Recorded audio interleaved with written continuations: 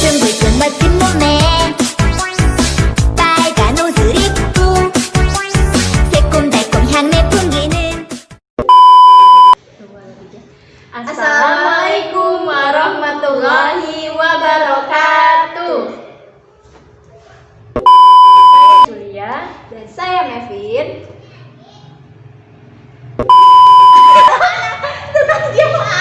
apa dulu akan melakukan tanya jawab. Oke, lagi ulang.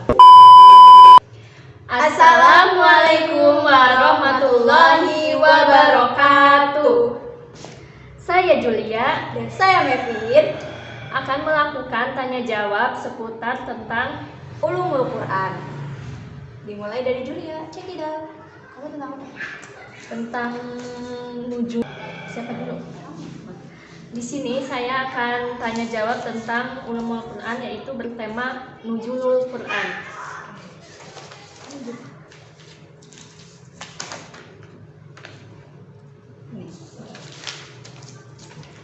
Oke, untuk soal yang pertama.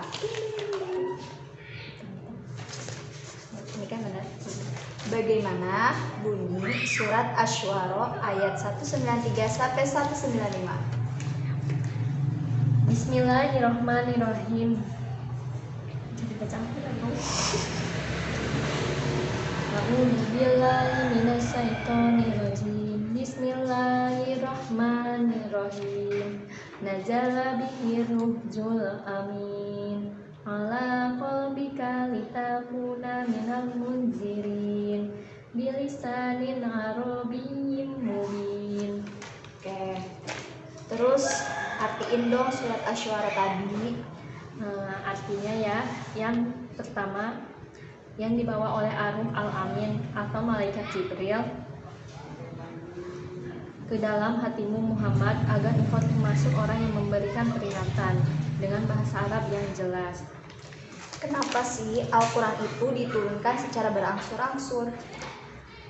Karena meneguhkan hati Nabi SAW dalam menghadapi celaan dari kaum musyrikin dan meringankan Nabi SAW dalam menerima wahyu dan selangkah demi selangkah dalam menetapkan hukum samawi, dan hikmahnya ada penetapan hukum secara bertahap.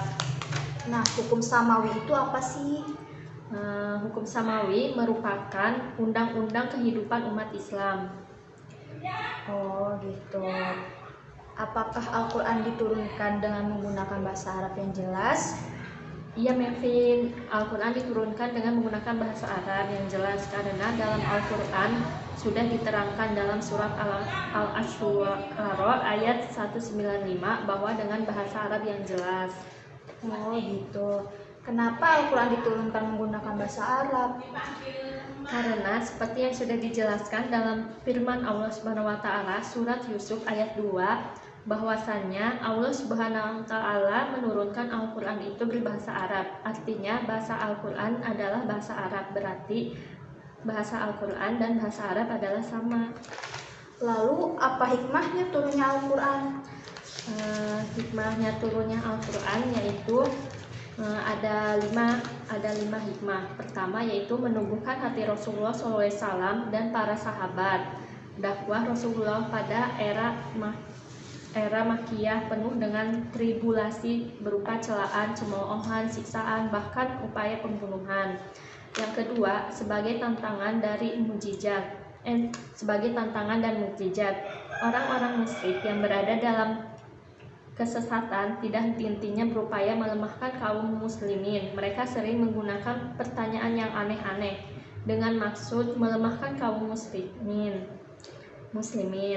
Yang ketiga, mempermudahkan dalam menghafal dan memahami dengan turunnya Al-Quran secara berangsur-angsur. Maka para kaum muslimin menjadi lebih mudah menghafalkan dan memahaminya terlebih dahulu ketika ayat itu turun dengan latar belakang peristiwa tertentu atau yang diistilahkan dengan asbabun nuzul, maka semakin kuatlah pemahaman para sahabat. Yang keempat, relevan dengan penetapan hukum dengan aplikasinya. Said Qutb mengutarakan bahwa para sahabatnya adalah generasi yang selalu mengerjakan apa yang diperintahkan oleh Al-Quran. Yang kelima, Yang terakhir, memperkuat keyakinan bahwa Al-Quran adalah benar dari Allah Subhanahu wa Ta'ala. Ketika Al-Quran turun berangsur-angsur, maka dalam kurun lebih dari 22 tahun kemudian menjadi rangkaian yang sangat cermat dan penuh makna, indah dan fasih gaya bahasanya, terjalin antara satu ayat dengan ayat lainnya bagaikan uraian mutiara serta ketiadaan penentangan di dalamnya, semakin menguatkan bahwa Al-Quran benar-benar kalam ilahi, zat yang maha bijaksana lagi maha terpuji. Oh gitu, panjang banget ya Kakak. Iya. Lalu nih, apa hikmah dari turunnya wahyu pertama? Panjang lagi nih? Enggak. Di sini menurut saya yang saya cari bahwa wahyu pertama turun di malam menuju Al-Quran sebagai jalan penerang umat manusia untuk membangun kehidupan lebih baik lagi, menjadi obat penawar bagi penderitaannya yang terjadi dalam kehidupannya, dan jadi petunjuk kebenaran bagaimana hukum-hukum sosial yang seharusnya dibangun. Oh gitu. Lalu bagaimana Al-Quran diturunkan kepada Nabi Muhammad SAW? Caranya, Al-Quran diturunkan Allah SWT kepada Nabi Muhammad SAW melalui perantara malaikat Jibril. Dalam satu riwayat, Al-Quran diturunkan selama 22 tahun, 22 bulan dan 22 hari. Selama itu Al-Quran diturunkan secara berangsur-angsur, tidak seperti Taurat, Injil dan kitab lainnya yang turun sekaligus. Lalu surat apa yang pertama kali diturunkan? Yang pertama yaitu surat Al-Alaq ayat 1-5. Waktu pewahyuan ayat 1-5 surat Al-Alaq pada saat Nabi Muhammad SAW berdiam diri di Gua Hira. Lalu apa perbedaannya nuzulul Quran sama malam Lailatul Qadar? Kalau nuzulul Quran yang diperingati oleh umat Islam adalah sebagai peringatan turunnya ayat Al-Quran kepada Nabi Muhammad SAW.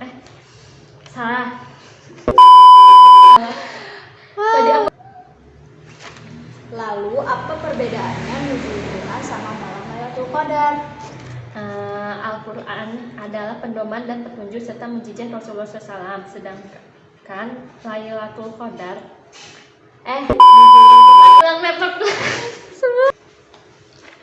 Lalu apa perbedaannya nuzulul Quran sama malam Lailatul Qadar? Kalau nuzulul Quran adalah pedoman dan petunjuk serta mukjizat Rasulullah SAW, sedangkan Lailatul Qadar adalah malam yang diberikan oleh Allah SWT hanya kepada umat Nabi Muhammad SAW. Artinya, sesungguhnya kami telah menurunkannya Al-Quran pada malam kemuliaan, yaitu malam Lailatul Qadar. Terus apa tujuannya nuzulul Quran? Tujuan nuzulul Quran yang diperingati oleh umat Islam adalah sebagai peringatan turunnya ayat Al-Quran kepada Nabi Muhammad SAW melalui malaikat Jibril. Al-Quran diturunkan ke bumi tidak seperti kitab-kitab sebelumnya yang sekaligus. Al-Quran diturunkan secara berangsur-angsur atau bertahap.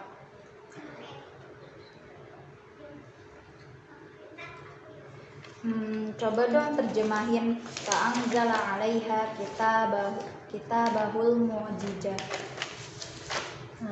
Di sini kan artinya kan maka Allah Subhanahu wa Ta'ala menurunkan kepada mereka kitabnya yang melemahkan. Maksudnya di sini Allah Subhanahu wa Ta'ala menurunkan Al-Quran kepada umat Nabi Muhammad SAW dari kitab-kitab terdahulu yang melemahkan perundang-undangannya dalam Islam. Itu maksudnya. Tuh. Terus nih yang terakhir nih. Iya. Surat apa sih yang terakhir diturunkan? Yaitu surat terakhir, yaitu ayat terakhir yang diturunkan kepada Nabi Muhammad SAW. Diriwayatkan bahwa surat Al-Maidah ayat 3 diturunkan pada waktu sesudah asar, yaitu pada hari Jumat di Padang Arafah pada musim haji terakhir. Oh gitu. Terima kasih ya Kakak Julia. Iya, makasih Mevi. Oke guys, sudah selesai wayahnya Julia. Oke guys, jadi sekarang bagian aku. Mevin mau nanya, menurut kamu apa sih arti dari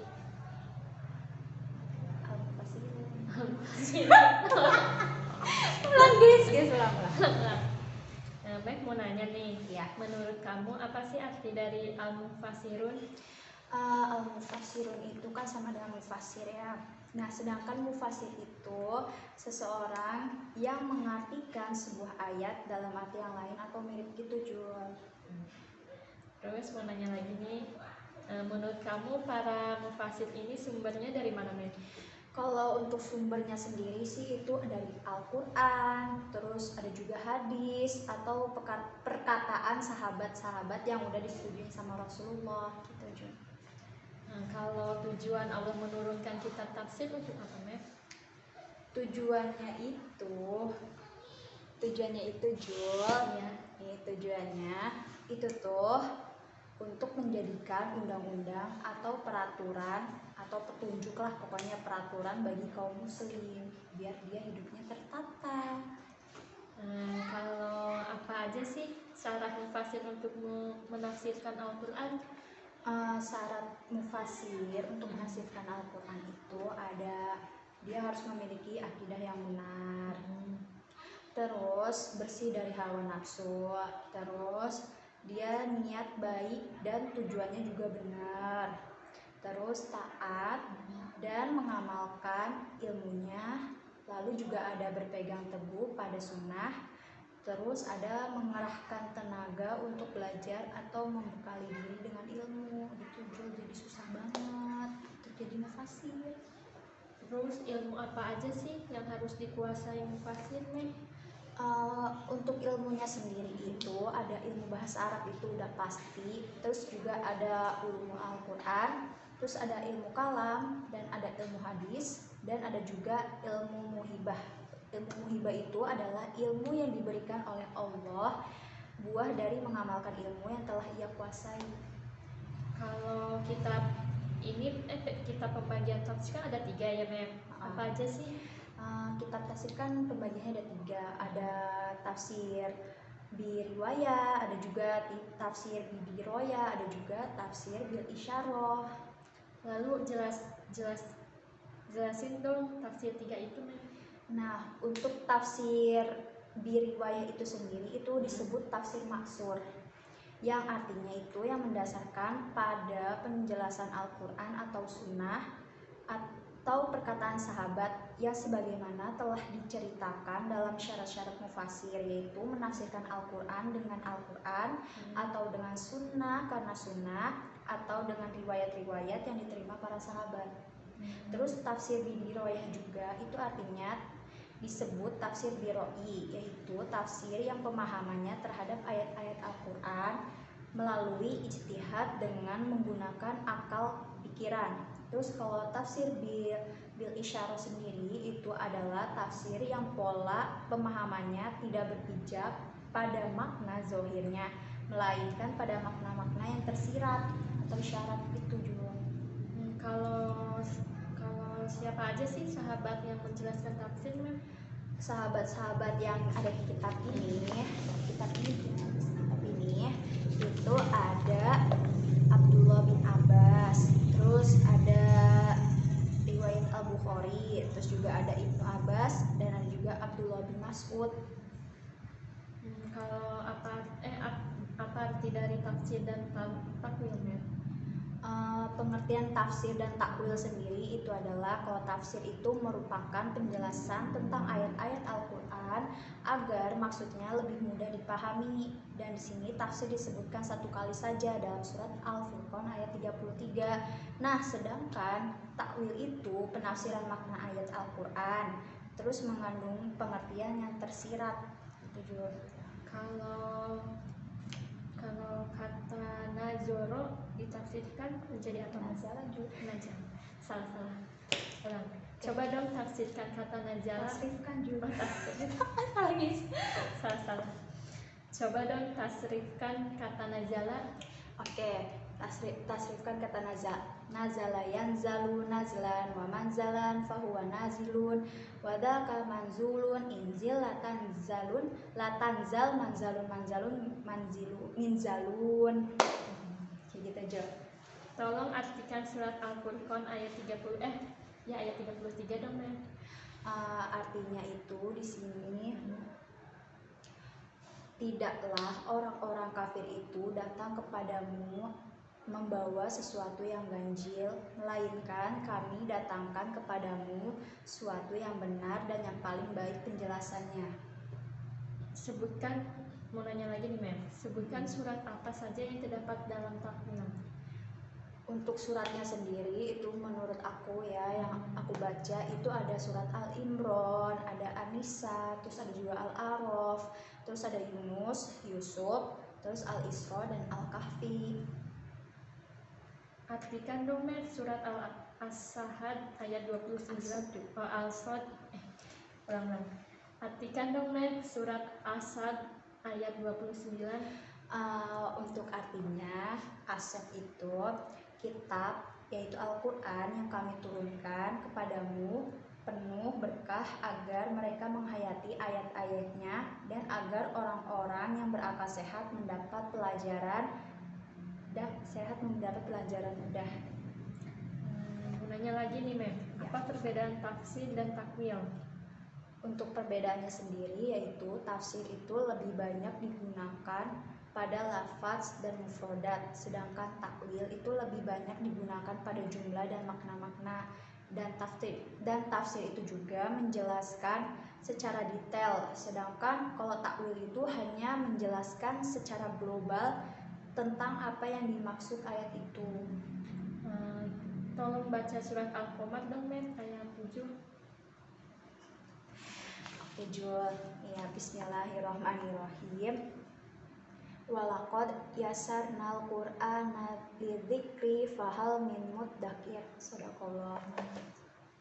Udah Mevin, makasih ya Mevin udah menjawab pertanyaan-pertanyaanku. Iya juga, sama-sama. Oke guys, jadi udah sekian cukup Q&A dari kami berdua yang super duper Simple.